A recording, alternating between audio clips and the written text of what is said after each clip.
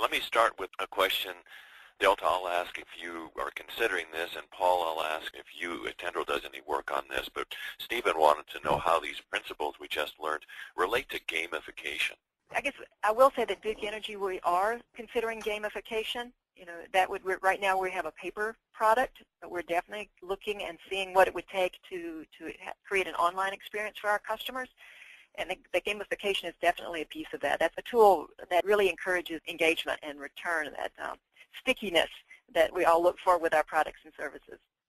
And Paul, you know, kind of in tune with Patty's drumbeat of segmentation, I'm hearing that gamification works with a certain percentage of the population, but not with all. How does Tendril handle that? What's important when you think about gamification, we certainly take that serious and embed it in some of our products, is not that we're here to create energy games for people. We're here to take some of the learning around games and what makes them engaging and apply that to energy applications. So I think gamifications, leaderboards, challenges, contests are part of the puzzle that helps some set of people, but it's, again, we're not creating games. We're taking those concepts and building them into broader energy solutions. Thank you. A quick reminder, I'm Jesse Berst. I'm joined by Patty Durand of SmartGridConusumerCollaborative, Dr. Paul Cole from Tendril, and Delta Sonderman of Duke. And we're in our Q&A section here as part of this first in a series of webinars on the science of customer engagement.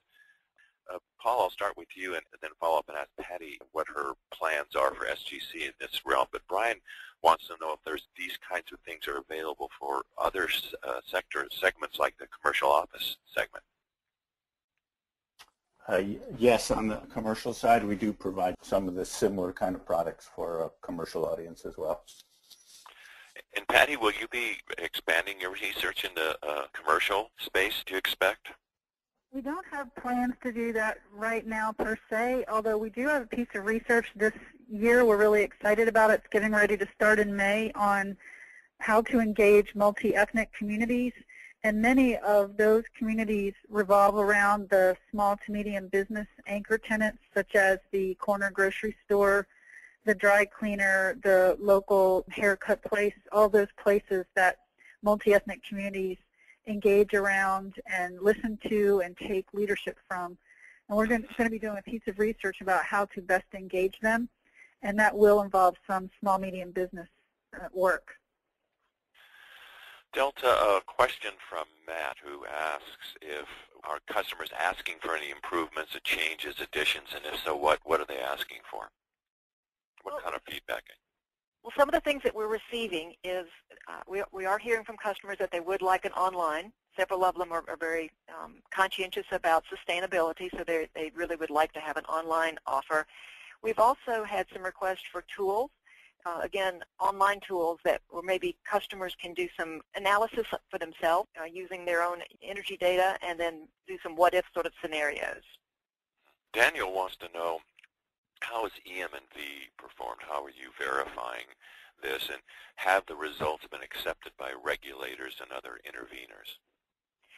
I'll answer the second question first, which is yes, our M&V has been accepted. That is evident in regard to our regulatory approval in Ohio and the fact that we did the 2 pilots. I can't go into all the math in terms of how the M&V is done, but what we are doing is we do have control groups where we have like homes or similar homes that where we will hold off and not provide the report, and we do comparison against that control group versus our treatment group. We are also doing a lot of process interviews, asking customers about recall.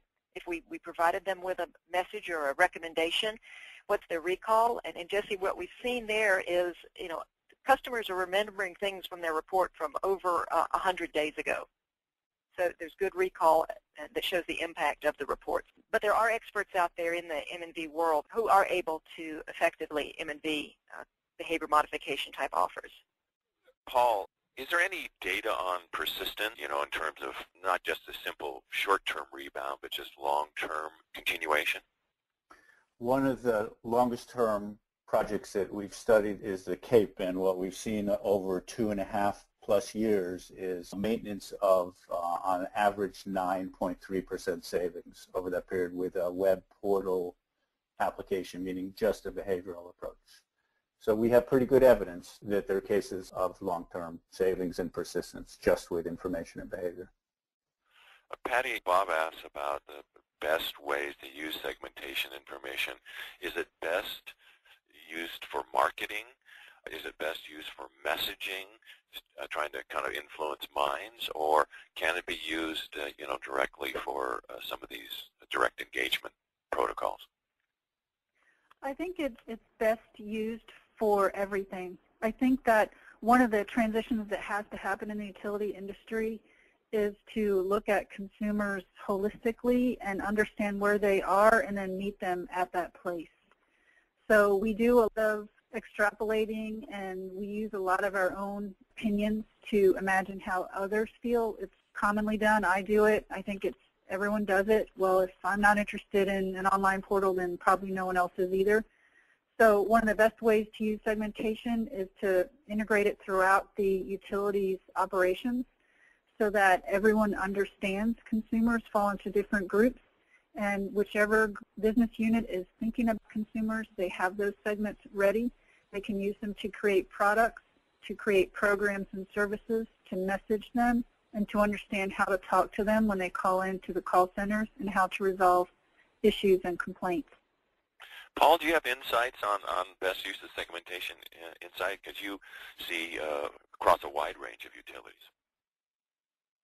I would actually refer that question to Patty in terms of segmentation expertise. What we try and do is understand the segments, and as we build products, make sure we have kind of routes through a product that address most of the differences in attitudes and behaviors.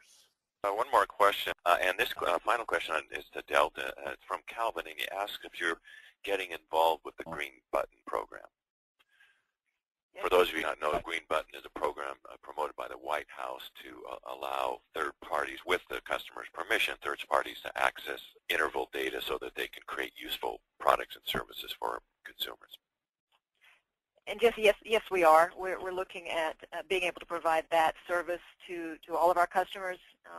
The energy report really specifically is about residential and folks with 12 months of data and single family. But we're missing out on being able to provide information to all of our customers, and the Green Button would allow us to get this kind of information to more customers. Delta, I said only one more question, but if I could sneak this one in, it just came in from Jim, and he wanted to know about ROI. You may not be able to answer this off the top of your head, but he says if you're saving 200 kilowatt hours per customer per year at 10 cents per kilowatt hour, then that's saving customers about $20 a year, Jim says. And his question is, how much per customer are you spending to get that? Well, what I can tell you is that our program is cost effective. In terms of in the jurisdiction that we have approval, that's one of the stipulations on that. Right. So I can tell you that based on what we're doing, we are cost effective. Terrific. Thank you, Delta, so much for your time and for sharing your experiences. Thank you to Dr. Paul Cole of Tendril, and to Patty Durand of the SmartGrid Consumer Collaborative, and all of you for joining us. Stay tuned for an announcement of another webinar in this series coming up very soon.